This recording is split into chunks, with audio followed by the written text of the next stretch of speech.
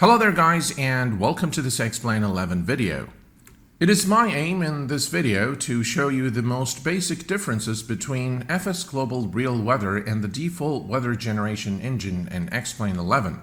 We are going to be also taking a look at some informative websites that provides for excellent weather information and meteorological data. If you are looking to put your flying skills to the test in some serious weather conditions, I highly recommend badbadweather.com. I've referenced this website in several of my previous videos, but I thought it's only relevant that I mention it again here. This website contains some of the world's worst METAR reports for flight simulation. It's quite simple to use. It's not always up to date, but if, for example, we click here on rain, as you can see, it will list the ICO codes for the airports where you can experience some very heavy precipitation. The same thing, of course, goes for thunderstorms, high temperature, low temperature, gusts, if you will, and so on and so forth.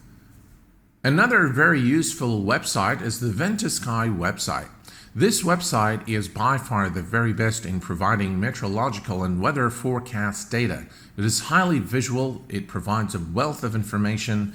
As you can see here, you can look at the weather information worldwide. And you can also go back in history for any time you want to take a look at weather. I think it provides it all the way to 2016. That's about 2 years worth of data. The nice thing about this particular website is that you can visualize everything here on the screen. So we can look at precipitation, and we can look at the accumulation the last 3 hours or 1 hour. It will display it immediately. As you can see the wind direction here on the map. You can select all kinds of things, for example, clouds, total cloud cover, where they are. If, for example, you want to go and fly in a cloudy conditions, you can do that. It's also very useful when you're doing long-haul flights across the Atlantic, for example. You can get some very useful information about the weather, and also you can assess how accurate the weather generation engine inside the flight simulator is by looking at the data here and comparing the experience back in the simulator. Again, a very useful website. By the way, it is available for both Android and iOS devices. The links are provided in the button here. You can click here and you can download the relevant application. Another very useful thing about this application is when you click on any area on the map, it will show you the weather forecast for that particular destination or that particular spot that you clicked on. Or if you click somewhere else on the map, it will give you the longitude and longitude of that specific area where you can go and look at the weather. If, for example, we go and click, let's see here, this is DECA, but if we click somewhere, there we go. As you can see, if you click on an area that there is no particular weather station there, it will display the closest in proximity to that specific longitude and latitude, where you can click and shows you the distance from that particular location. A very useful website, highly recommended. We are back in the sim, and specifically situated at Kilo Vector Uniform Oscar. This is the latest scenery by ORBX for Explain 11. And now, on to the big question. Which weather program is the best for Explain 11? Now, the answer to this question from a visual perspective is extremely relative, as it depends on your particular preference. But from an accuracy point of view, I have done extensive research and looked at the XWeather plugin for Explain, NOAA Weather plugin, XEnviro, the built-in weather engine in Explain 11, and FS Global Real Weather.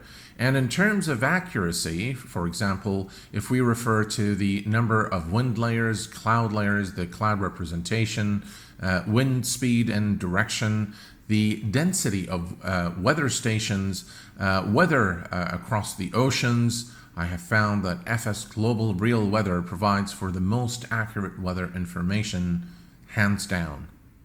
Having said this, if you are a VFR flyer and normally fly below 10,000 feet, mainly in the US of A, you don't really need any weather plugins or weather generation engines. X-Plane 11 built-in weather generation engine does a very good job below 10,000 feet, mainly in the United States. If you fly in Europe, you can experience some very good weather representation below 10,000 feet, but of course, the availability of weather stations is much less in European countries than the rest of the world. It's very well done, though, for the United States. On the other hand, if you're an IFR flyer, if you do long-haul flights across the oceans and fly airliners, then I highly recommend that you get FS Global Real Weather, as it provides for far more accurate weather information for increased realism in the flight simulator. All right, so what we're going to do now is we're going to go ahead and take a look at X-Plane 11 built-in weather. And the nice thing about the X-Plane weather system is it provides for a weather director. And the weather director is, you can access it by selecting a manually configured weather mode. In this mode, you are able to add cloud layers, remove them. You can do whatever you want with the actual position of the layers. You can increase the temperature near the airport or decrease it. You can add precipitation. You can add storminess. You can do change the visibility, coverage of the thermals, and the altitude of all the layers. So you can do a lot of different things. Body of water, the wave height. You can change the wave direction as well. So there's a lot of things that you can do with the weather director. It really provides you with a very granular control over your weather scheme and how you want to really represent weather. This is particularly useful if you want, for example, to practice crosswind landings, if you want to practice flying in really bad weather conditions, very heavy precipitation, stormy weather, all of that you can do very well with the weather director. Now I'm going to switch back to match real weather conditions, and as you can see, it's downloading the weather now. Now, one thing that is worthwhile mentioning about, for example, the NOAA weather plugin.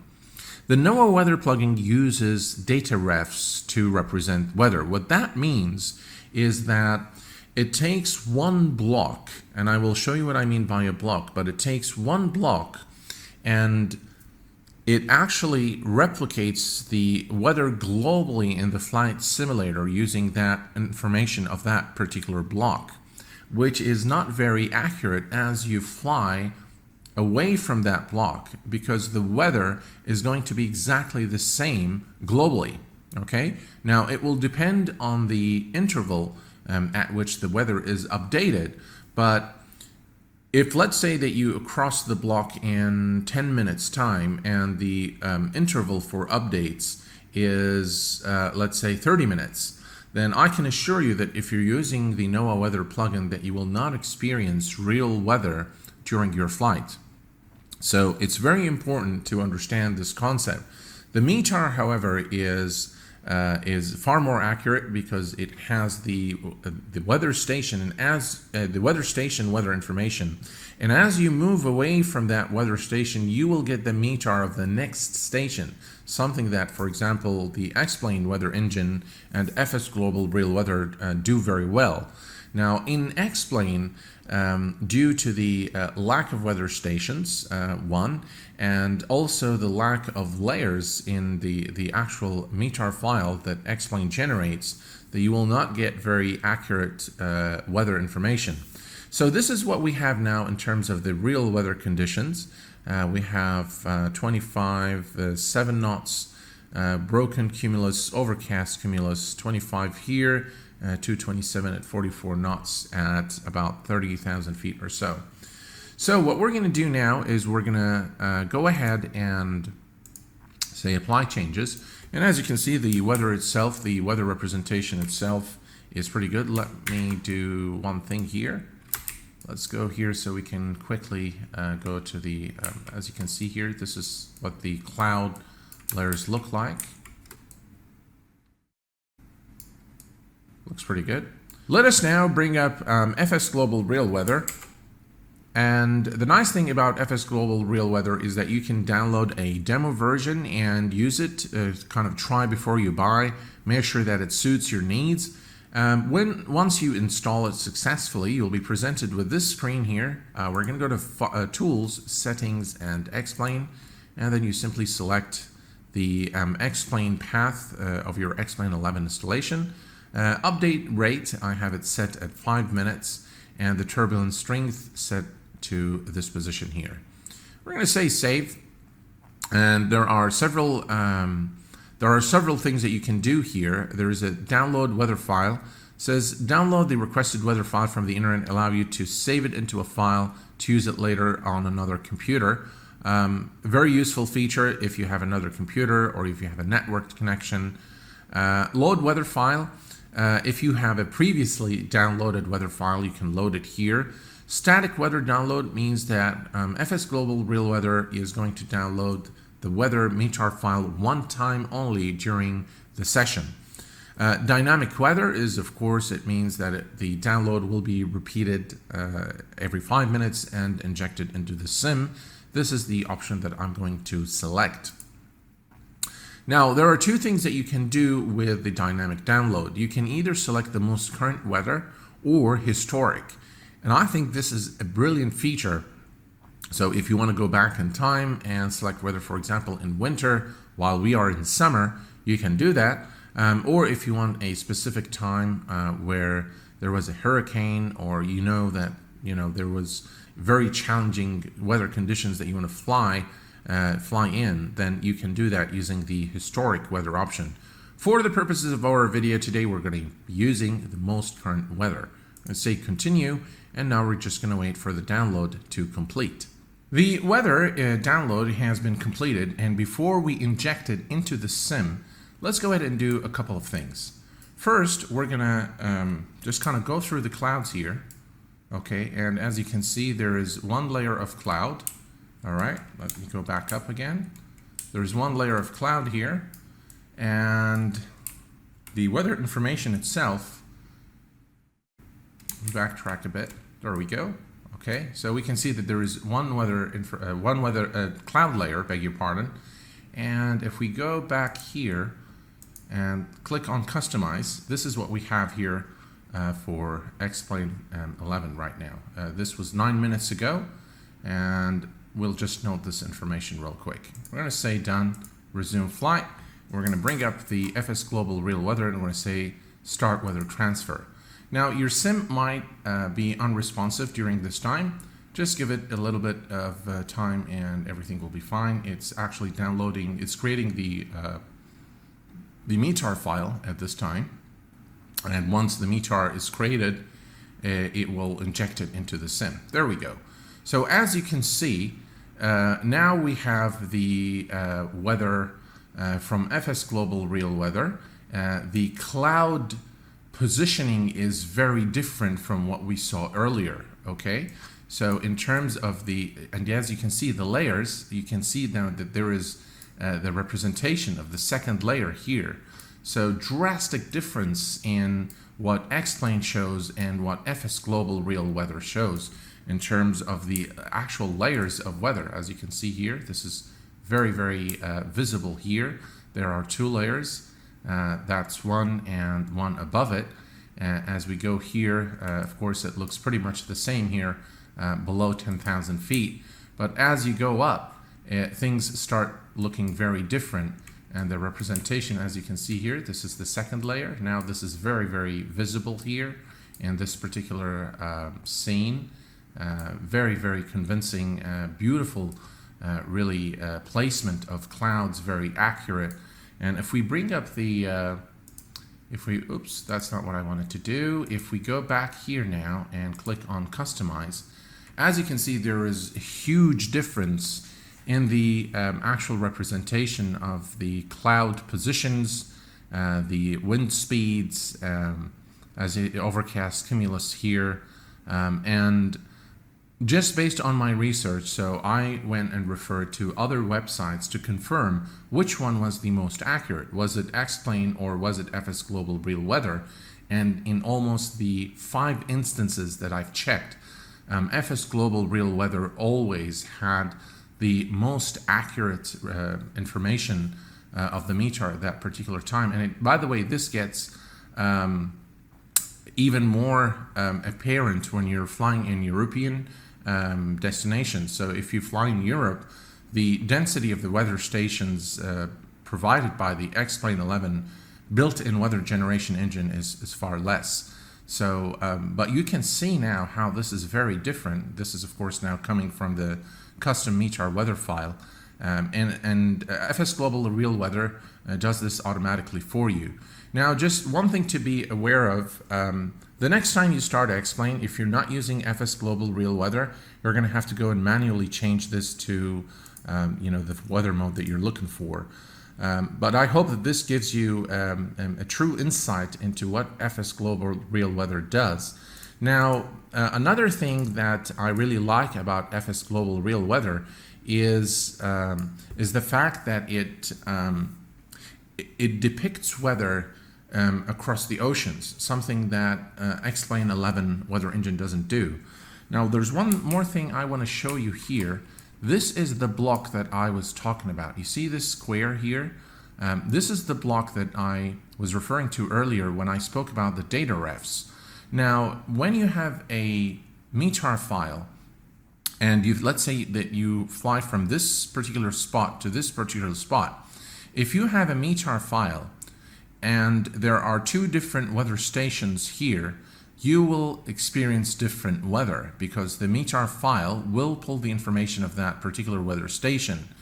As you move away from this, you will definitely get different weather if you're using a meteor file.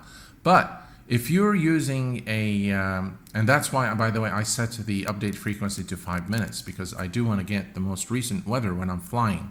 If you're using a program like the NOAA Weather plugin, whatever you see in this block here is going to be replicated globally, because the change is made to the data ref itself, not coming from a meteor file. And therefore, globally, the weather will be set the same until the next update. So no matter where you fly, you're going to get a copy of what you see in this block all over the place, which is not very accurate. Now, of course, it depends on the update frequency, but if you're looking for a more realistic visual experience, FS Global Real Weather is really the way. It is worthwhile mentioning that FS Global Real Weather is a weather generation program, and therefore it does not provide for alternate sky colors, cloud textures, or water textures for that matter. In this specific video, I'm using XVision with my customized preset. Before the conclusion of our video today, I'd like to announce to you guys a new feature that will be available very soon by YouTube called Premiere Videos. Premiere Videos will allow me to interact with you guys during the video upload. It's kind of like the chat on the streams, and I'm really excited about this feature. It's probably coming very soon. I don't have a release date because YouTube hasn't said when they're going to release it, but when they do release it, I will be sure to premiere some of my videos and interact with you fine folks out there. If you have any questions, as usual, please do post them in the comment section below. And until next time, please take care of yourselves and each other. I will see you all very soon. Thanks for watching, and bye-bye for now.